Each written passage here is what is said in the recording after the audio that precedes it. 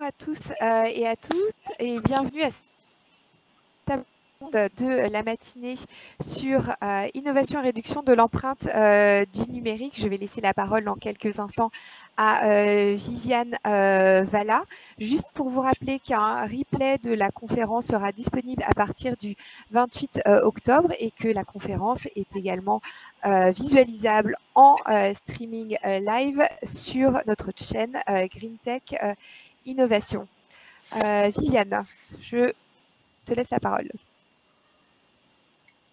Hélène, bonjour et bienvenue à tous et toutes. Donc, je suis Viviane Valla, je suis chargée de mission numérique et environnement au Commissariat général au développement durable. J'ai le plaisir de vous accueillir pour la table ronde d'aujourd'hui dédiée à l'innovation et à la réduction de l'empreinte du numérique.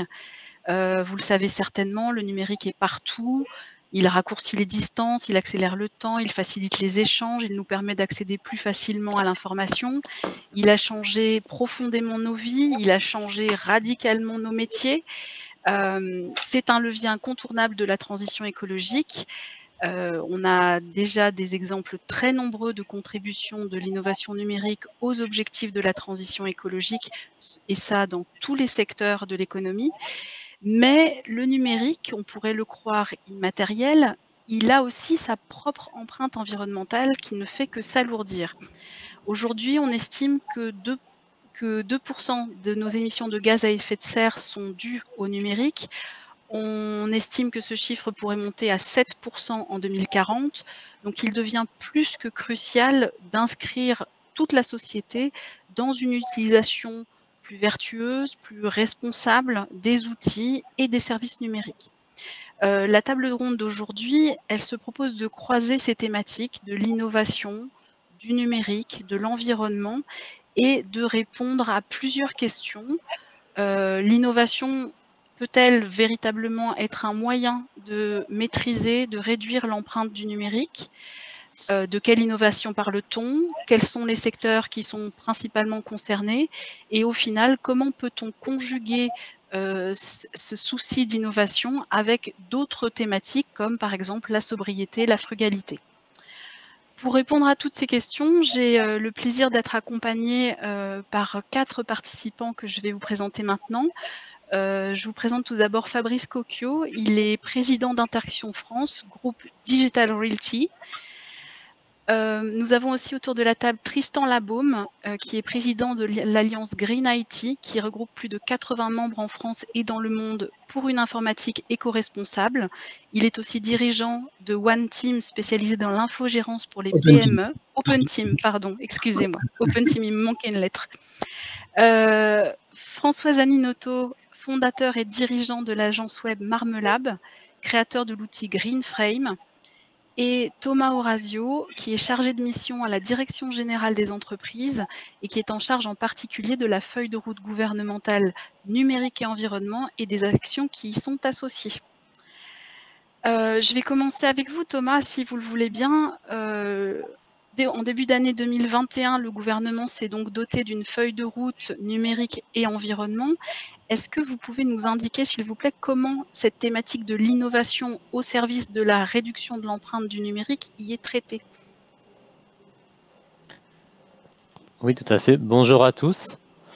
Tout d'abord, je souhaiterais remercier les organisateurs pour l'invitation à rejoindre cette table ronde. Avant de vous présenter dans les grandes lignes cette feuille de route numérique environnement et les mesures qui ont été mises en place pour soutenir l'innovation pour réduire les impacts environnementaux du numérique, j'aimerais revenir sur quelques constats sur lesquels cette feuille de route s'appuie. Premier constat, bien que des études aient été menées sur le sujet, il n'existe actuellement pas de consensus sur les impacts environnementaux du numérique.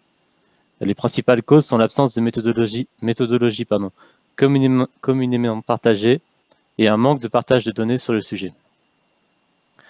Deuxième constat, la plupart des études menées s'accordent cependant sur l'augmentation des impacts environnementaux du secteur, et ce, selon plusieurs indicateurs. Troisième constat, en France, les terminaux occupent une place prédominante comme principale source d'impacts environnementaux devant les réseaux et les data centers. Ces trois sources répondent de manière transversale à l'évolution des usages des utilisateurs qui se développent très rapidement. Fondé sur ces constats et nourri par les travaux qui l'ont précédé, comme par exemple la loi anti-gaspillage et pour l'économie circulaire, la feuille de route du Conseil national du numérique et le rapport du Sénat sur le sujet. La feuille de route gouvernementale, donc annoncée en février 2021 par Barbara Pompili et Cédrico, vise à faire converger les transitions écologiques et numériques et comporte 3 axes. Le développement de notre connaissance de l'empreinte environnementale du numérique, la réduction de cette empreinte, à la fois celle associée aux produits et celle liée aux usages, et la mise au service du numérique pour la transition écologique. Dans le cadre de cette feuille de route, plusieurs actions sont prévues pour soutenir l'innovation en vue de réduire l'empreinte environnementale du numérique. Tout d'abord, afin d'encourager l'innovation, nous avons besoin d'améliorer la mesure des impacts environnementaux du numérique pour établir un constat précis et appréhender les principales sources d'impact du secteur. Ceci permettra d'identifier où le besoin en innovation est le plus important, mais également d'objectiver les réductions possibles grâce aux innovations développées. La feuille de route a missionné l'ARCEP et l'ADEME en juillet 2020 pour identifier et évaluer les différents facteurs permettant de quantifier les impacts environnementaux du numérique en France, avec un focus sur les réseaux et les usages numériques. Des premiers chiffres vont paraître prochainement et les résultats finaux sont attendus pour fin 2022.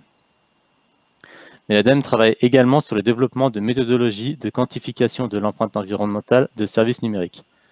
Un référentiel chapeau permettant de guider le développement de référentiels pour des services numériques spécifiques a été publié sur le site Base Impact de l'ADEME en septembre.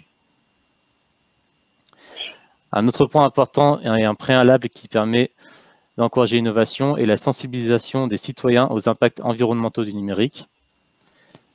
En effet, la prise de conscience des consommateurs sur ces impacts permettra de créer de la demande pour des offres plus vertueuses. L'ADEME est en train de préparer une campagne de sensibilisation, comme annoncé dans la feuille de route, pour novembre 2021.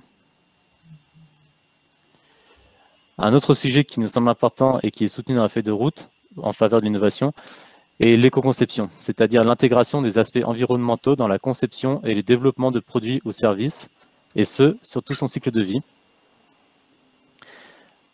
Pour ce faire, l'ADEME a lancé au début de cette année un appel à projet, nommé Econum, qui vise à soutenir financièrement les entreprises et acteurs publics et privés qui souhaitent mettre en place une démarche d'éco-conception pour leurs services numériques. Cet appel à projet est ouvert jusqu'en décembre 2021 et est doté d'un minimum de 1,5 million d'euros d'aide par an. Les projets peuvent être déposés au fil de l'eau sur le site de l'ADEME et seront instruits selon leur ordre d'arrivée. Enfin, nous avons accordé un soutien tout particulier aux startups dans le cadre de la feuille de route. La verticale numérique responsable a été intégrée à la labellisation de la 7e promotion de la Green Tech Innovation. 11 startups ont donc pu être labellisées et bénéficier ainsi d'aides permettant d'améliorer leur visibilité, de profiter du réseau de la Green Tech Innovation, d'accéder à des formations et à des études de marché d'éveil mises à disposition par le ministère de la Transition écologique. En complément, le gouvernement a également mis en place le programme French Tech Green 20, qui vise à faire émerger les nouveaux champions technologiques de la transition écologique. Les 20 startups sélectionnées en raison de l'impact environnemental de leurs solutions et de leur capacité à les déployer à grande échelle bénéficient de l'accompagnement de la mission French Tech et du ministère de la Transition écologique, notamment pour renforcer leur visibilité en France et à l'international, mettre à disposition un accompagnement renforcé des services de l'État et leur proposer de s'intégrer à des opérations de diplomatie économique.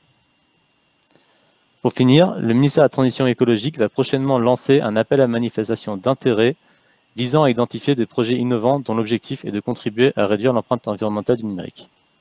Nous vous invitons à y répondre.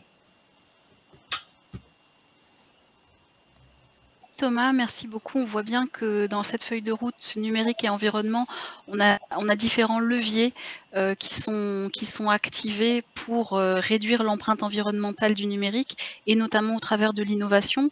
Ce que je vous propose maintenant d'illustrer, c'est au niveau des différents maillons de la chaîne de valeur du numérique, de quelle innovation on parle, comment elle vient concrètement contribuer à maîtriser les impacts du numérique, voire, je n'ose y penser, à les réduire.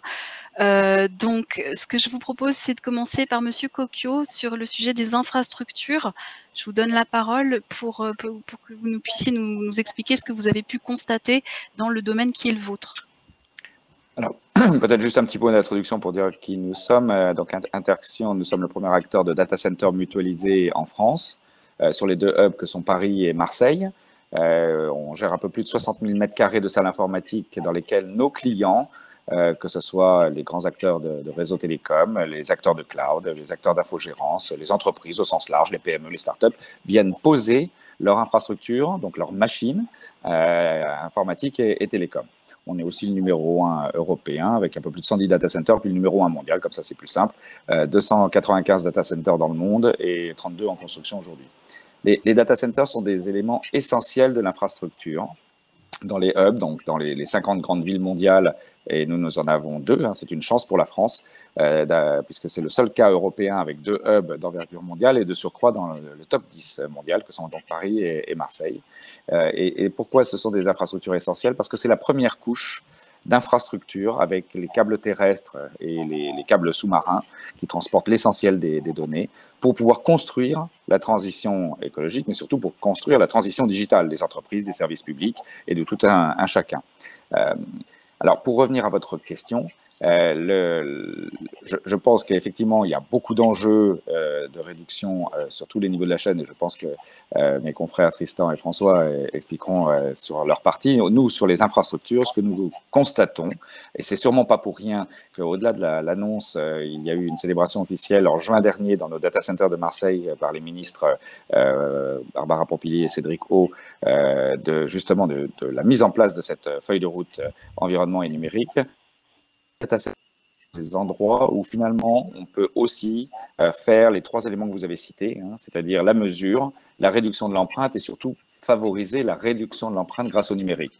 Alors pourquoi? Parce que la mesure, tout simplement dans un data center, c'est à peu près, alors ce sont des très gros bâtiments, des véritables usines électriques et climatiques pour faire des économies digitales, mais des usines digitales, mais surtout un data center moyen d'interaction, c'est une trentaine de milliers de points de remontée d'alarme et de mesure. Donc on est beaucoup plus proche d'une centrale nucléaire que d'un entrepôt logistique. Et donc on a tous les moyens pour justement regarder, notamment au niveau des consommations. Nos bâtiments sont sur des principes de gestion de l'énergie et de management de l'énergie ISO 50001, en suivant également le Code of Conduct de l'Union européenne, pour pouvoir justement mesurer. On le verra sûrement avec François, si on ne mesure pas, on ne risque pas de faire grand-chose. Donc, il faut déjà commencer par cette étape. Le data center est un des endroits où, parce qu'on a le physique, on a les plateformes physiques, hardware et software des clients, et parce qu'on a ces outils de mesure très évolués, qu'on appelle d'ailleurs des building monitoring systems, donc c'est véritablement des consoles de pilotage de bâtiments, nous pouvons mesurer. Sur le deuxième point, sur la réduction de l'empreinte, force est de constater que même si des fois la vulgate publique pense que les data centers ne sont pas forcément en ligne de mire des préoccupations environnementales, et ben c'est tout le contraire. On est plutôt très vertueux dans la filière. Par exemple, Interaction en France est devenu le premier acteur à pouvoir même être neutre au niveau carbone sur les scopes 1 et 2. Nous travaillons activement sur le scope 3, qui est beaucoup plus large, beaucoup plus complexe, avec tous nos partenaires. Mais moi, à Paris, région parisienne, puis à Marseille, je ne connais pas beaucoup d'entreprises qui sont déjà neutres au niveau scope 1 et 2. Donc ça veut dire que si on veut, on peut. Et les data centers, en tout cas, ceux d'Interaction, montrent clairement la voie pour toute la filière.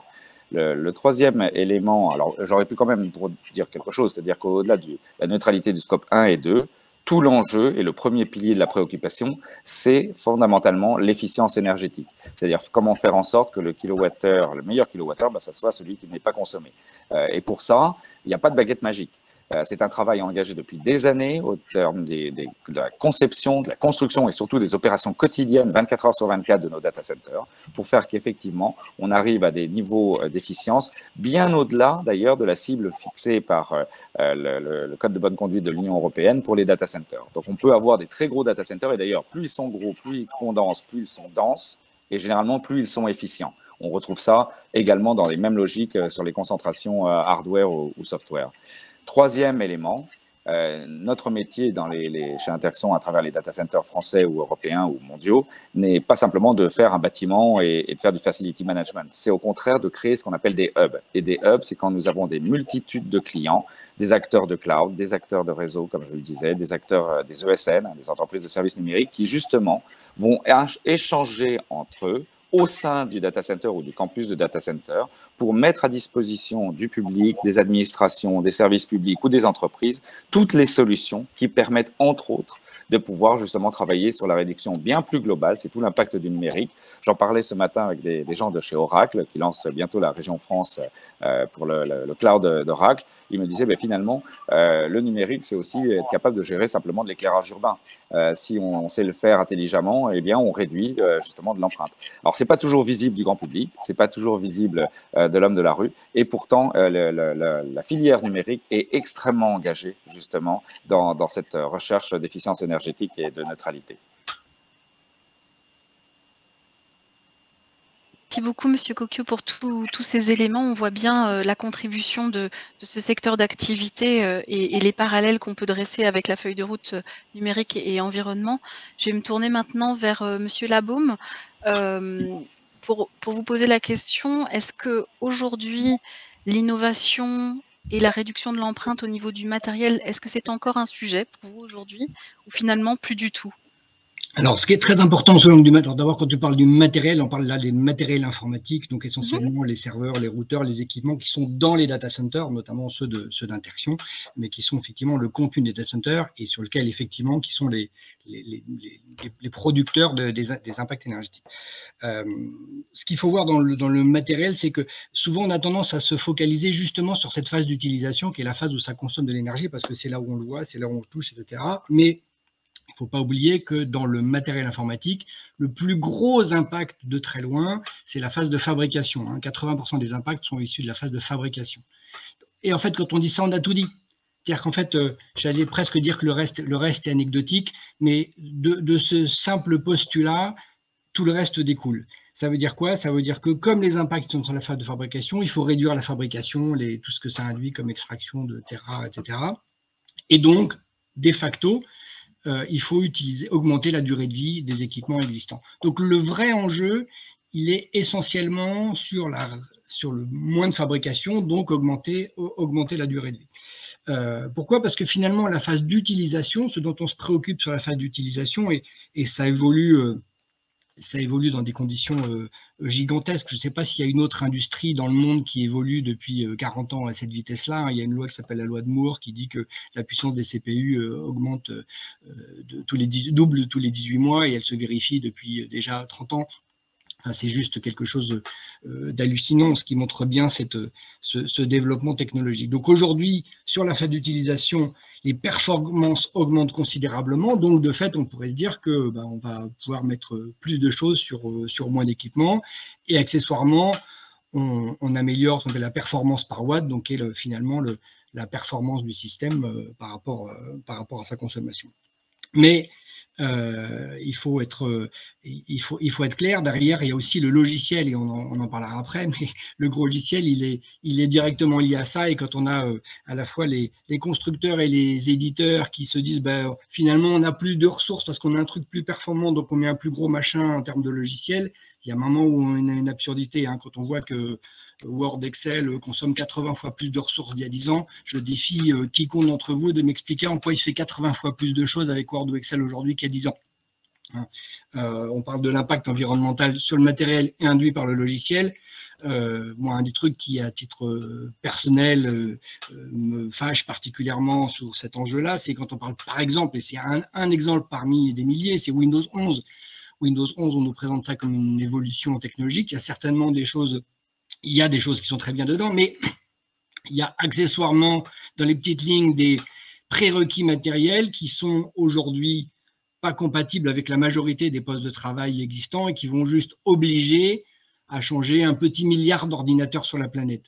Ça, c'est une hérésie environnementale absolue que d'en arriver à ce genre d'obligations qui font qu'il y a que le logiciel, finalement, va obliger à changer le matériel. Donc ça ne contribue pas à faire durer plus le matériel et ça contribue à racheter éternellement des composants. Donc il y a un lien extrêmement fort et franchement pas vertueux entre le matériel et le logiciel, avec effectivement des éditeurs qui augmentent en permanence leurs prérequis, pour que justement, parce qu'en fait c'est leur intérêt aussi. D'ailleurs, si le matériel il va plus vite, ils peuvent dire que leur logiciel est plus performant et ils ont moins besoin de l'optimiser.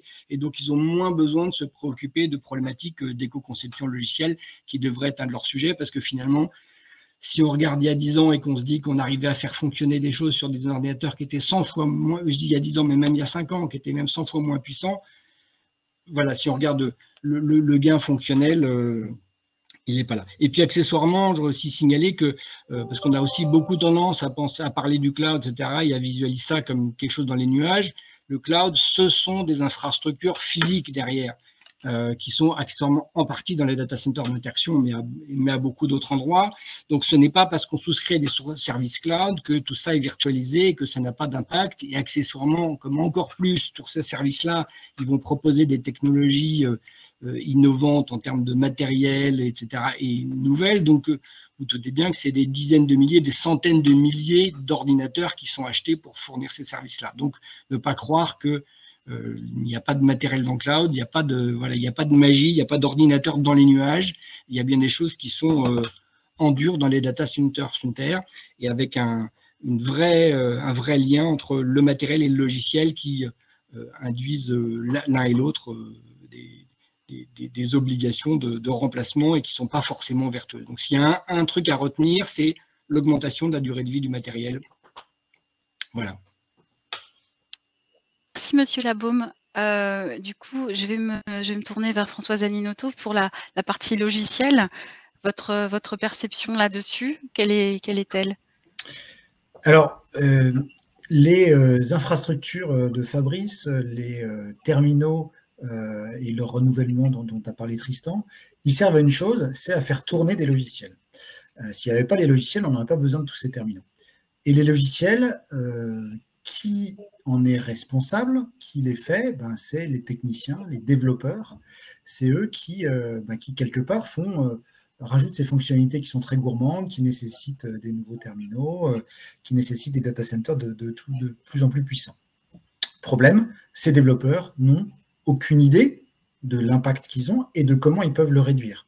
Parce que si on est capable aujourd'hui de mesurer très finement la consommation d'électricité dans un data center, un petit peu moins finement, mais on peut quand même le faire, le carbone embarqué dans un terminal, comment faire pour mesurer l'impact de l'utilisation d'un logiciel, d'autant plus dans le cadre des architectures web où l'utilisation, elle se fait typiquement via le navigateur que vous utilisez en ce moment pour regarder cette conférence. Les développeurs n'ont pas moyen de savoir quel est l'impact de l'utilisation de ce logiciel. Et l'impact de l'utilisation du logiciel, il est d'ailleurs assez décorrélé des coûts, ce qui n'est pas le cas, par exemple, pour l'infrastructure des data centers, parce que une grosse partie de cet impact, il est chez le consommateur. C'est en regardant mon smartphone, en utilisant mon ordinateur aujourd'hui, que j'émets beaucoup de carbone. Et ce n'est pas le ministère de la Transition écologique qui paye. C'est moi, quelque part. Enfin, qui paye, qui émet, c'est moi. Mais qui en est responsable? Eh bien, à mon sens, ça reste l'éditeur. Parce que le consommateur, nous qui regardons cette vidéo, on n'est pas capable de savoir. Il n'y a pas un petit indicateur qui dit, pendant que vous regardez cette vidéo, il a été émis 5 grammes de carbone. Donc, la responsabilité, elle est aux éditeurs de logiciels de mesurer et réduire leurs émissions. Une fois qu'on a dit ça, on est face à un énorme problème, c'est que c'est pas facile de mesurer et réduire parce que cette consommation, elle est très distribuée dans plein de terminaux. Typiquement, à nouveau, dans une architecture web, il y a peut-être un data center ou quelques serveurs en local, il y a plein d'équipements réseau qui relayent le signal, et puis il y a tout un tas de terminaux, tous ceux de chaque utilisateur, qui sont impliqués. Donc, comment est-ce qu'on a une idée de ça?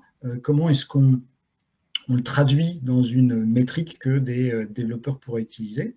Et surtout, comment est-ce qu'on arrive à avoir une granularité suffisante pour que ces acteurs du numérique que sont les développeurs puissent le réduire? Ça veut dire qu'il ne suffit pas d'avoir typiquement un bas de page sur un document d'empreinte carbone annuel qui dit mon numérique, c'est 25 tonnes.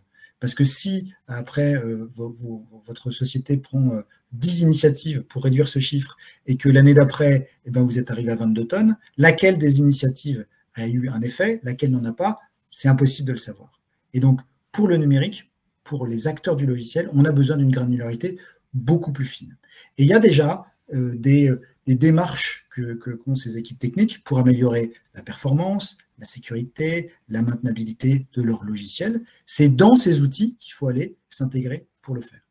Et c'est partant de ce constat que nous, on a financé de la recherche avec le Lauria, qui est un laboratoire conjoint du CNRS et de l'INRIA, pour créer un modèle de la consommation du logiciel. Et on a après travaillé toute l'ingénierie autour sur la collecte et l'automatisation de cette collecte pour fournir des outils aux développeurs. Et donc aujourd'hui, on a un outil en ligne qui est en mode SaaS qui s'appelle GreenFrame, qui permet de s'intégrer dans, j'utilise des mots un petit peu techniques, mais dans l'intégration continue, qui est l'outil que les équipes techniques utilisent au quotidien pour superviser leur qualité. Et donc, ça leur permet, à chaque modification de code, de savoir s'ils ont augmenté ou baissé l'impact carbone de leur logiciel sur toutes les couches, et c'est là où c'est important, sur toutes les couches, à la fois sur l'utilisation des serveurs, l'utilisation des réseaux et l'utilisation des terminaux, parce que si on ne mesure pas toutes les couches, il y a un risque fort de faire des transferts de pollution. Typiquement, si je ne mesure que la partie serveur, c'est assez facile de réduire ma consommation serveur en déportant des traitements sur les terminaux que je ne mesure pas. J'aurai l'impression que ma consommation aura baissé, mais au bilan, le système, lui, n'aura pas émis moins de carbone.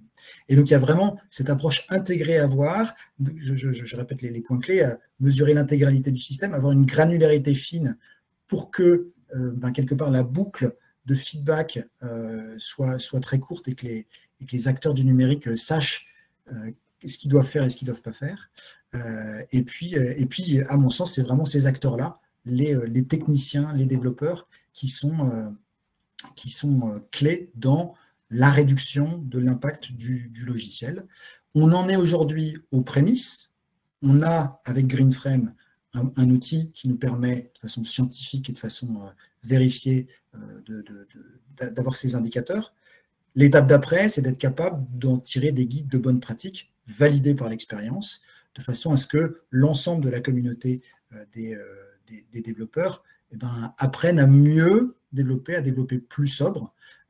Et ça va prendre des années et des tas d'innovations pour y arriver. Mais le cœur et la pierre angulaire, c'est la mesure. Et c'est vraiment là-dessus qu'on s'est attaché. Si vous me permettez, je voudrais réagir à un des chats que je vois de Madame Tringvel, et je la remercie de nous interpeller. Je pense que justement, c'est tout le point. Le but du jeu n'est pas de savoir s'il y a une expression qui contribue à un imaginaire néfaste ou heureux, j'en sais rien, mais tout l'enjeu de ce que nous discutons, pour chacun des acteurs, infrastructure, matériel, logiciel et autres, c'est justement le principe de la mesure. Les scopes tels qu'ils ont été définis, scope 1 et 2, les émissions directes et l'usage de l'énergie, permettent de mesurer. Et donc, plutôt que d'avoir des avis, il vaudrait mieux des fois avoir une approche un peu scientifique, c'est-à-dire la mesure, et savoir de quoi on parle.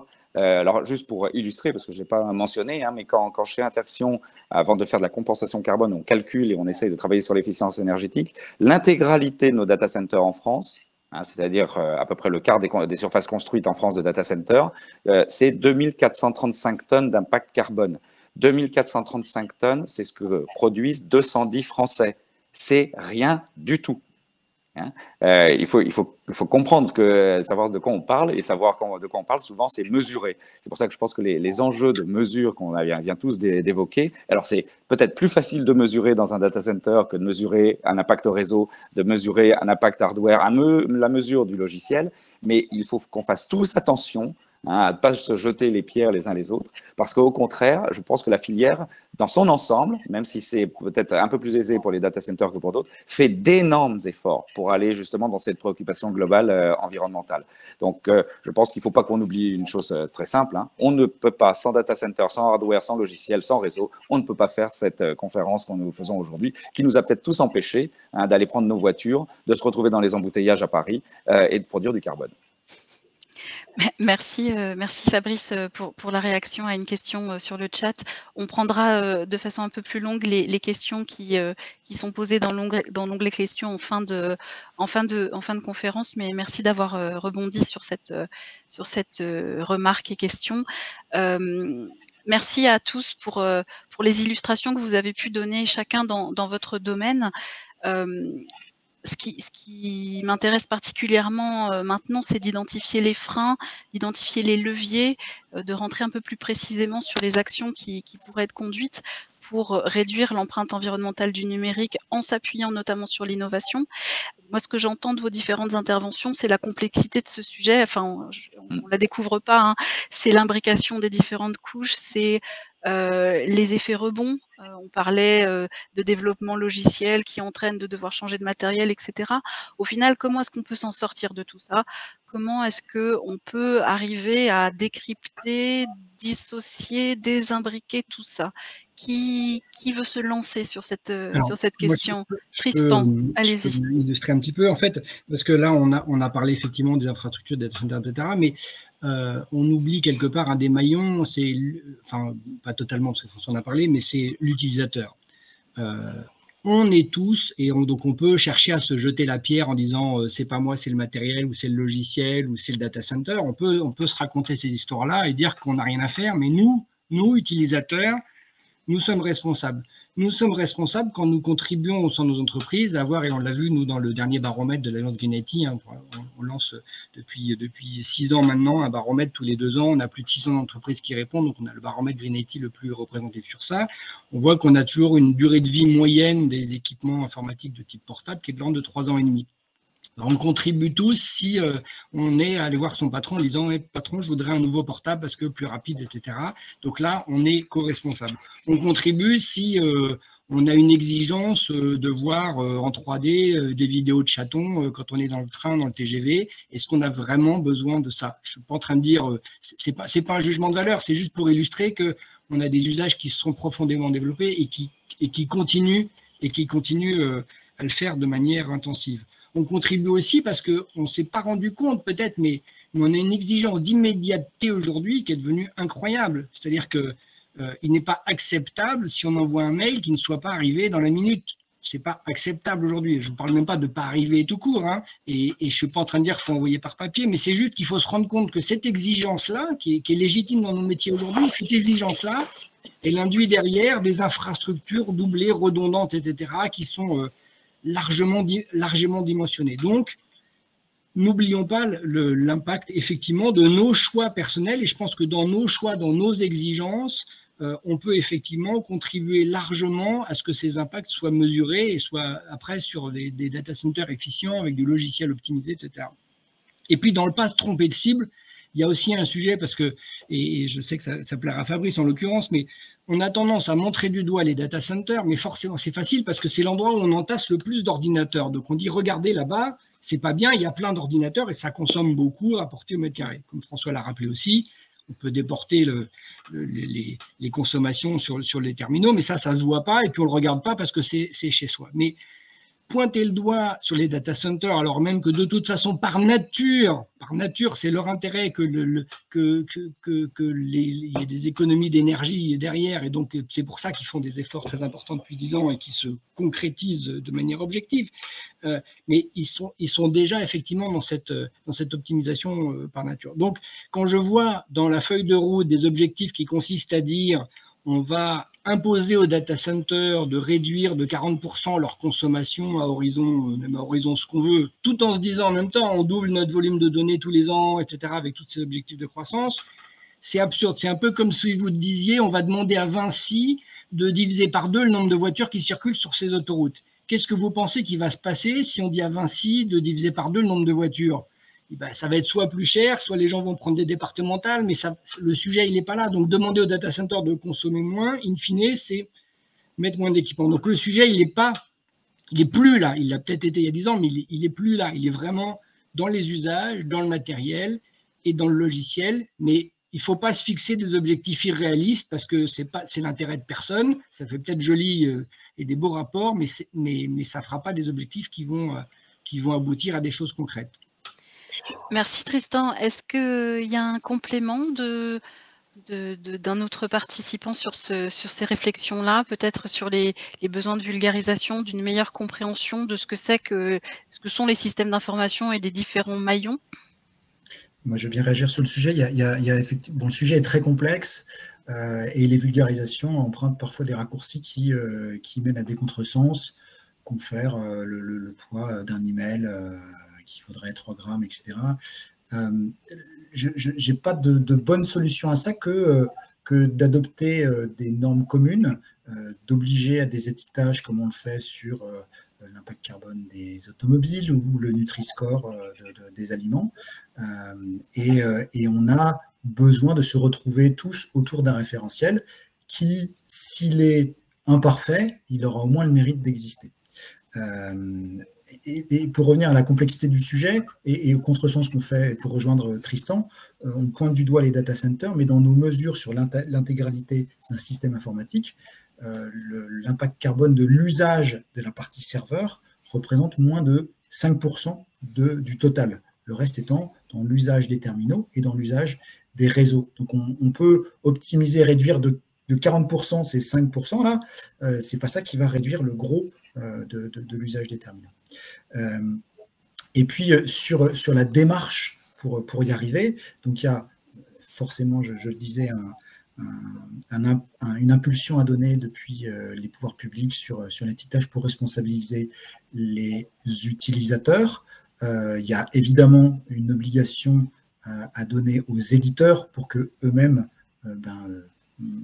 fassent cette démarche, comme aujourd'hui les constructeurs automobiles sont obligés de mesurer les émissions de leurs automobiles. Et donc je pense que c'est un effort conjoint.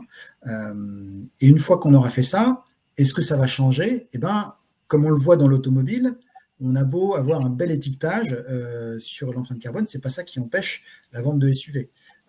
Dans l'alimentation, on a beau avoir un beau Nutri-Score, c'est pas ça qui empêche la vente de Nutella. Donc, comment est-ce que on fait pour que dans le numérique, au quotidien, on soit quelque part responsabilisé? Et ben, il faut mettre une valeur à ça. Il faut mettre une valeur autre qu'un score abstrait. Et là, on a un vrai problème. C'est-à-dire que, typiquement, quand on va dans les entreprises pour proposer des services de réduction des émissions de gaz à effet de serre du logiciel, les responsables informatiques ne savent pas ce que ça va leur rapporter. Parce qu'en fait, ça ne va rien leur rapporter. Ils n'ont aucune obligation de le faire. Et à part peut-être une belle page dans leur rapport annuel, ça n'a pas vraiment de valeur. Il n'y a qu'en donnant une valeur à ces baisses d'émissions qu'on arrivera à mettre tout le monde dans la boucle. Et donc, je pense que un des nœuds du problème est dans la partie innovation, et ça, c'est notre responsabilité, mais on a des cadres méthodologiques, on a l'habitude de le faire dans plein de situations. La science progresse, sans doute pas assez vite, mais elle progresse, et donc les ingénieurs peuvent s'appuyer sur cette science pour construire des prototypes et les tester auprès du public. Et ça, j'ai aucun doute sur le fait qu'on va rapidement converger sur des outils qui seront efficaces, utilisables par le plus grand nombre. Mais ça ne suffira pas, et on a besoin, au-delà de responsabiliser ou de pénaliser les utilisateurs, d'arriver à donner des bonus pour que chacun maîtrise ses émissions du numérique. Peut-être un complément. Si je peux me permettre pour... Oui, alors, vous voulez tous parler, je vais juste vous demander de faire court, parce que je suis aussi gardienne du temps, donc j'ai l'œil sur le chrono et on est encore bon, mais c'est juste. Fabrice peut-être et Thomas ensuite? Oui, juste une petite réaction à ce que vient de dire François. Je suis persuadé que c'est parce que je l'observe, hein, le data center est un des endroits où on voit la différence entre ce que les gens disent et ce que les gens font, puisqu'ils viennent mettre les machines, et ça permet là aussi de mesurer un petit peu. C'est clairement la démarche RSE qui s'accélère à travers toutes les entreprises dans le monde, qui va être sûrement plus que les directions IT ou les directions informatiques, qui va être moteur. Et là, force est de constater qu'il y a une grande différence de maturité parmi mes clients. Et on peut faire quand même un petit peu des clichés, mais les Américains sont très avancés dans cette démarche-là. Alors peut-être parce qu'ils se font surveiller par des ONG qui sont très méchantes avec eux, mais en tout cas, ils ont commencé depuis très longtemps. Moi, j'ai commencé à avoir des remarques RSE dès 2012, hein, alors que j'ai très peu, pour pas être trop méchant, pas de grandes sociétés françaises qui viennent m'interpeller tous les trimestres, comme mes clients allemands ou mes clients scandinaves, sur la quote-part justement de l'impact énergétique et carbone de leur plateforme informatique chez Interxion. Donc, on voit bien que ça prend un petit peu de temps, mais je suis persuadé, pour l'observer depuis des années, que c'est les entreprises, et notamment la démarche RSE globale qui s'impose à tout le monde désormais, qui va être le moteur essentiel pour pouvoir faire bouger justement les directions informatiques, parce que souvent, s'ils ne sont pas incentivés par rapport à ça, eh bien, effectivement, ils ne bougent pas. Merci beaucoup Fabrice. Du coup, Thomas, un complément, une remarque? Oui, merci Viviane. Très très rapidement, effectivement, je partage totalement le constat qu'il y a un gros enjeu sur les usages. Et c'est justement à cet enjeu que vise la campagne de l'ADEME vise justement à répondre à cet enjeu. Donc sensibiliser à la fois du coup sur les impacts, ce qui permet, et sur les bons usages du numérique, donc qui permettra à la fois effectivement de réduire l'empreinte environnementale du numérique de manière entre guillemets facile, c'est-à-dire par exemple switcher sur sa Wi-Fi plutôt que la 4G si on est chez soi et qu'on veut regarder une vidéo, un exemple tout bête. Mais si les personnes ne savent pas qu'il y a un vrai impact, une vraie différence environnementale, ils ne font pas forcément la démarche. Et aussi, développer en fait cette sensibilisation à cet impact permettra justement aux entreprises de vouloir développer une démarche vertueuse sur le sujet pour justement répondre aux besoins des utilisateurs qui auront pris conscience de cet impact et donc favoriseront quelque part l'innovation aussi sur cette réduction. Donc c'est tout justement ces deux enjeux de cette campagne de sensibilisation qui aura lieu prochainement. Au mois de novembre, je pense qu'on peut le dire. Je lance des informations comme ça. Merci beaucoup Thomas, merci à tous pour cet échange sur la complexité du sujet, l'imbrication, les attentes, les leviers, qui est prescripteur, etc. Je voulais juste en quelques minutes rebondir sur ce qu'a dit Fabrice Cocchio tout à l'heure. Quand on veut, on peut. Oui, c'est vrai, mais est-ce qu'il ne faut pas être aidé parfois? Et donc, je voulais qu'on échange un tout petit peu sur cette question des aides. Est-ce qu'il existe aujourd'hui des aides à la réduction de l'empreinte environnementale du numérique, notamment orientées vers l'innovation, mais quelle est votre perception? Est-ce que vous pensez qu'elles sont accessibles à tous? Est-ce qu'il faut être un grand groupe pour pouvoir y accéder? Quelle est votre perception sur le sujet? Je sais que Fabrice a des choses à dire, je sais que François a des choses à dire, j'imagine que Tristan a des choses à dire aussi. Qui se lance en premier? Moi, je veux bien commencer parce qu'on a une actualité forte puisque le 26 novembre, nous allons célébrer avec Jean-Bernard Lévy, le président d'EDF, une innovation majeure à Marseille qui est un refroidissement par eau de rivière souterraine, et c'est une première en France, de data center. Donc, comme quoi on peut chercher de l'innovation. Je vais pas divulguer le montant d'investissement, c'est significatif, mais c'est rien par rapport à construire un data center.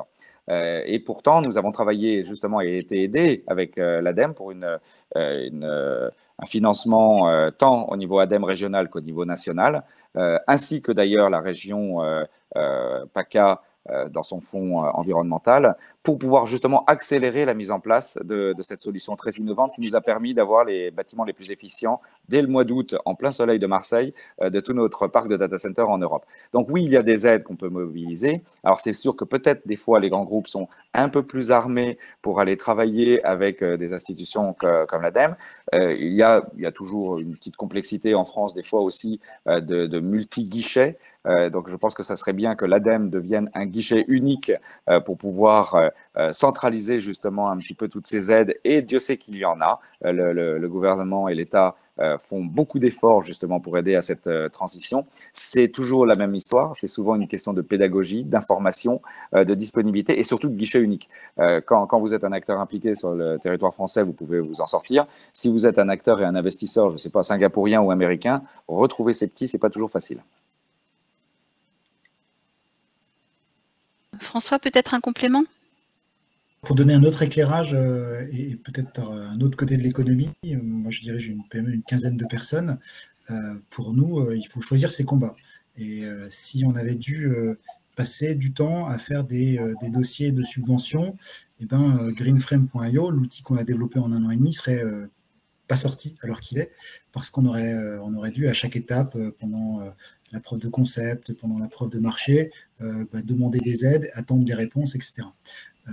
C'est possible, il y a des dispositifs pour des petites sociétés comme la mienne. Ils sont sans doute difficiles d'accès et donc nous, on a entièrement autofinancé notre développement.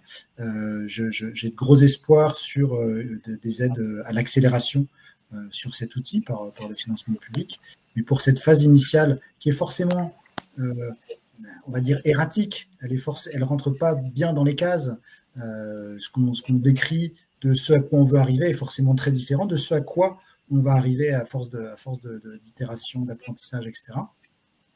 Mon expérience est que ça demande effectivement l'appui soit d'un cabinet qui est spécialisé là-dedans, soit des gens dans un grand groupe qui font ce genre de dossier toute la journée. Et pour des petites sociétés comme la mienne, c'est hors de portée pendant les premières phases de vie d'une innovation. Merci à tous les deux pour cet éclairage complémentaire. Je suis désolée de peut-être couper la parole à Tristan et Thomas, mais je vous propose maintenant de passer à la phase des questions parce qu'on a eu quelques questions qui ont été posées pour approfondir des sujets. Je les prends dans l'ordre où je les vois. Une question de Cédric Legraveran. Pardon si j'écorche votre nom, sur l'existence de programmes d'éducation sur l'impact environnemental au primaire, collège, lycée, avec des actions qui seraient portées par la feuille de route gouvernementale. Peut-être Thomas, je te laisse intervenir sur le sujet de l'éducation. Thomas est complètement immobile. Thomas, tu nous entends ? Bon, Thomas ne nous entend pas. Donc, du coup, je vais répondre à la question. Donc, effectivement, ce sujet de la formation au Green IT, on peut le... Thomas a disparu. On peut le résoudre comme ça. C'est un des sujets qui est porté par la feuille de route numérique et environnement. C'est pas le sujet qui est le plus développé, tout simplement pour des questions d'approfondissement du sujet qui ont eu lieu plutôt au printemps 2021, après la sortie de la feuille de route numérique et environnement. Mais c'est bien une question qui est traitée conjointement entre le MEFR, le ministère de l'Éducation nationale, le ministère de l'Enseignement supérieur et de la Recherche et la Direction générale des entreprises. Et effectivement, c'est quelque chose sur lesquels on est assez attentif parce que former les techniciens, former les ingénieurs, former les décideurs à cette combinaison d'enjeux avec une double culture numérique et environnement, ça nous paraît être un point crucial. Et juste pour faire un focus, dans la proposition de loi Chaise qui est en cours d'examen au Sénat, il y a des dispositions qui sont prévues pour inscrire cette thématique de la sobriété numérique, de l'éco-conception dans les formations du secondaire et des formations supérieures. Thomas, j'ai répondu à la question, je te prie de bien vouloir m'excuser. Il n'y a pas de problème, merci beaucoup. Voilà, je prie de m'excuser, j'ai eu un problème d'internet justement. Tu avais disparu. C'était pas volontaire.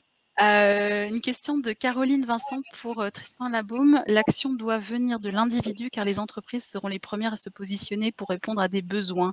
Avec des petits manques dans la question, j'imagine que c'est la question de la prescription. Qui est prescripteur ?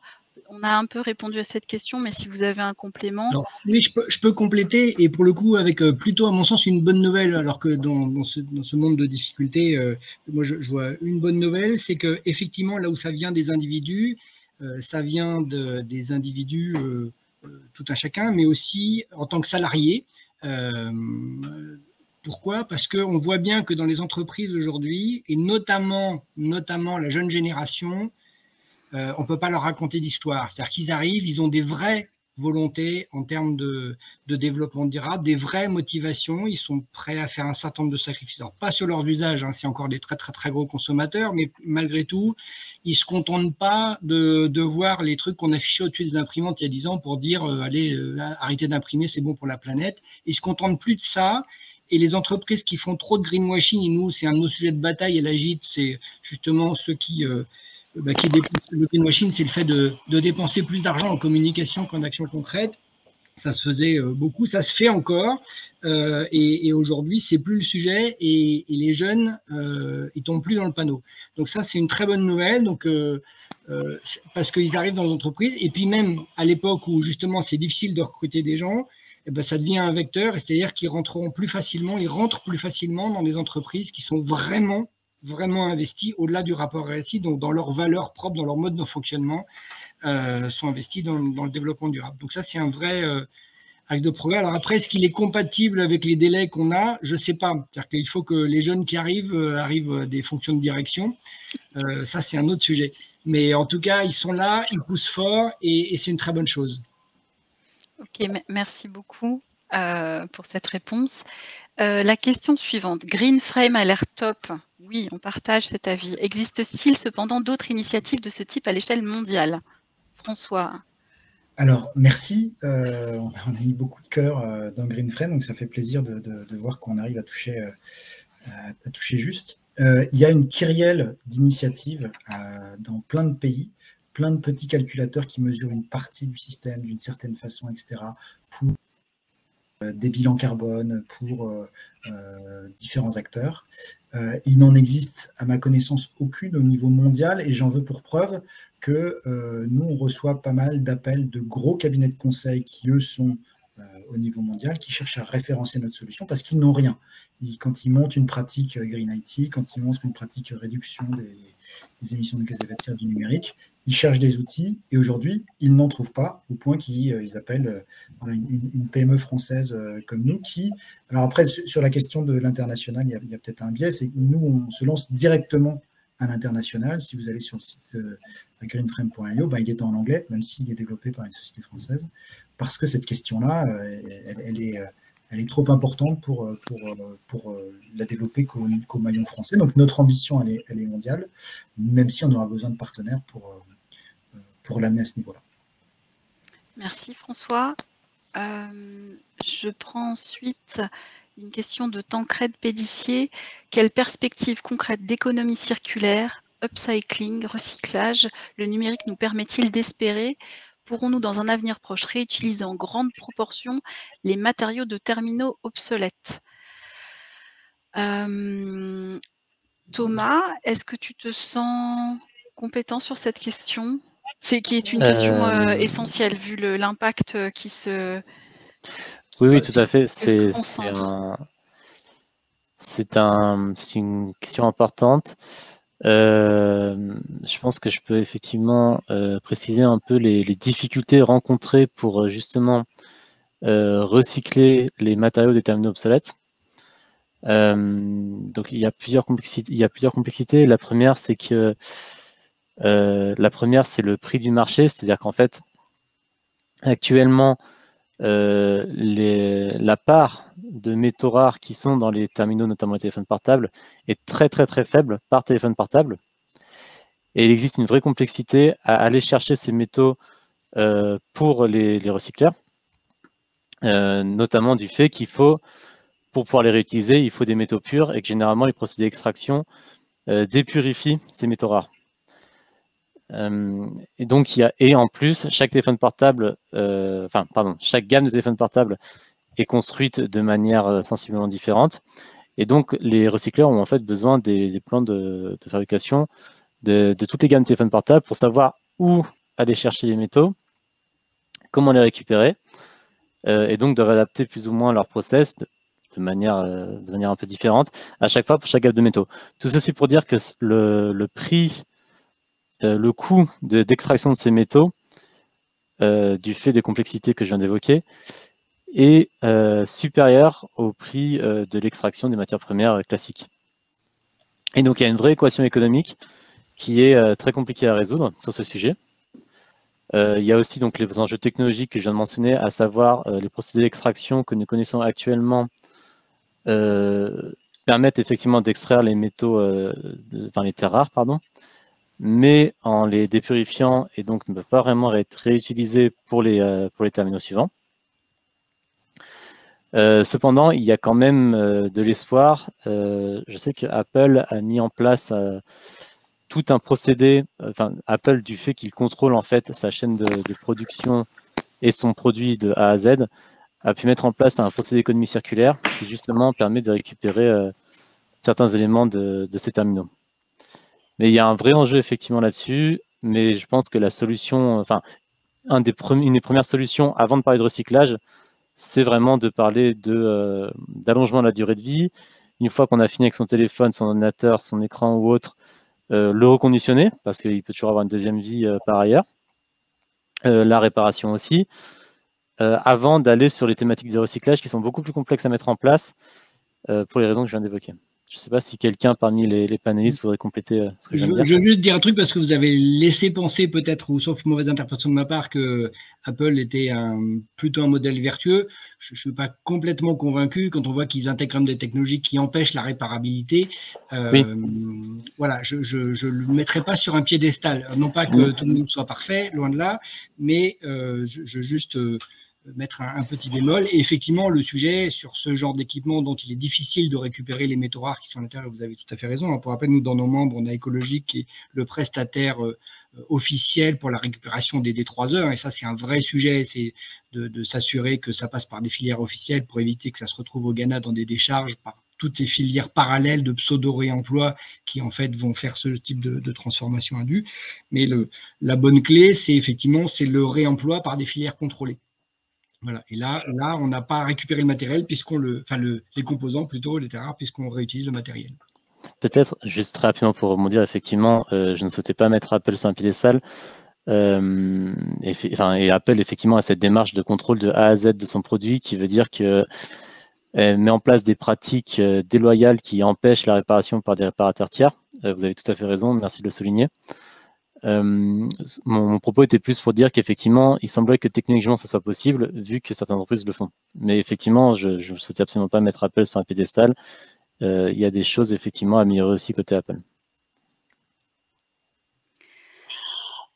Alors, je pense qu'on a le temps pour une toute dernière question qui n'est pas simple. Étant donné que l'extraction de terres rares est le principal poste de dépense écologique du numérique, pas tout à fait, mais ça fait partie des sujets. Comment convaincre les principaux extracteurs de mettre en place de bonnes pratiques réduisant l'impact de l'extraction? C'est tout le sujet des relations commerciales, c'est tout le sujet des leviers qu'on peut activer.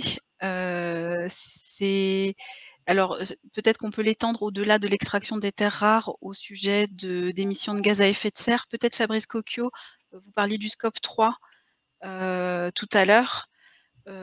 Si on extrapole en fait la question et qu'on parle d'émissions de gaz à effet de serre, qu'est-ce qu'on peut activer comme levier quand on est une entreprise française? Enfin, vous faites partie d'un groupe. Mais, bon, là, c'est peut-être un peu large quand même. Mais en tout cas, pour le secteur que je connais bien, donc pour les data centers, pour être très clair, nous sommes, et moi le premier, tout à fait conscient que le travail que nous avons fait majeur et en avance sur scope 1 et 2, c'est rien par rapport à ce qui nous attend sur scope 3. Donc là, faut raison garder, parce que là, c'est toute la chaîne qui doit être prise en compte, depuis le déplacement de la personne qui vient nettoyer les salles blanches, en passant par l'impact de construction du béton fait par les grands majors français avec lesquels nous travaillons. Et là, on n'est plus du tout dans les niveaux d'échelle de ce que j'ai pu mentionner quant à l'impact de nos data centers français. Juste pour vous donner un élément de comparaison, le bilan carbone que j'ai demandé à un de mes prestataires, une des plus grandes sociétés françaises d'électricité, sur la construction d'un poste de transformation HTB de 80 MW est bien supérieur à l'impact de mes data centers sur une année. Voilà, ça donne une petite idée du chemin qui reste à faire. Donc ça, c'est assez considérable. Ça ne nous empêche pas néanmoins, justement, et c'est bien là où on voit que tout le monde est concerné, ce n'est pas simplement le numérique, c'est qu'il y a des travaux fondamentaux dans cette démarche RSE réalisée par exemple par les groupes de construction et de bâtiments qui, par la façon de décarboner le béton, on a quasiment systématisé de faire non plus des camions toupies qui tournent en permanence pour cracher du béton, mais de faire du préfabriqué, donc de façon beaucoup plus efficiente. Toutes les filières sont engagées et on voit bien qu'on dépend tous les uns des autres. Donc le numérique n'est pas isolé, tout le monde y travaille et tant mieux, même si la tâche reste encore devant nous. Merci beaucoup pour cette réponse rapide. Je vais reprendre la parole pour conclure, pour vous remercier tous de vos interventions, de votre écoute et de votre participation, pour remercier aussi les personnes qui nous ont écoutés pour les questions pertinentes qu'elles ont pu poser. On voit bien que les défis sont grands, le sujet est foisonnant, on part dans des considérations dans tous les sens. On voit aussi que l'innovation, elle se cache là où on ne l'attend pas, elle se cache dans tout l'écosystème de production, dans tous les secteurs, et on se rend compte aussi qu'on est peut-être à une période charnière, à un moment où on est dans un effet ciseau, une sorte d'effet ciseau entre la prise de conscience du secteur du numérique et des autres secteurs qui contribuent, donc sa contribution à réduire, les prescriptions de la RSE et puis l'attente des consommateurs. On a aussi échangé sur ce point-là. Donc on voit que il faut qu'on se remette au travail. Et puis encore une fois, je vous remercie pour votre participation et pour cet échange. Merci Hélène, pour c'est votre à toi. invitation. Merci Viviane Merci. et merci à tous les intervenants pour cette table ronde très riche. Je vous donne rendez-vous maintenant à 12h45 pour le pitch IA et écouter comment la startup Actionable peut vous aider à orienter votre IA vers des préoccupations plus durables et responsables. Alors là, on ne parle pas d'IA responsable en elle-même, mais des projets responsables et durables sur lesquels votre IA pourrait se focaliser. Et ensuite, je vous donne rendez-vous à partir pour la table ronde sur les jumeaux numériques au service de la ville d'Irable, qui sera animée par Madame Stéphanie Dupuillon, directrice générale de l'aménagement, du logement et de la nature, et avec un très beau panel, et notamment Monsieur Vincent Marais, directeur de l'Open Innovation chez Bouygues. Nous enchaînerons ensuite à 15h10 sur comment l'innovation peut-elle accélérer la décarbonation de l'industrie avec Monsieur Franck Tarier, sous-directeur à la DGE. Nous aurons un panel composé de start-up, d'opérateurs de l'État et du cabinet de conseil Carbone 4. Et nous terminerons notre journée avec quelles innovations pour accroître l'usage des énergies renouvelables, une table ronde qui sera modérée par Monsieur Yvan Faucheux, commissaire à la Creux. Voilà, bien écoutez, je vous souhaite un bon déjeuner et au plaisir de vous retrouver tous à 14h. Au revoir.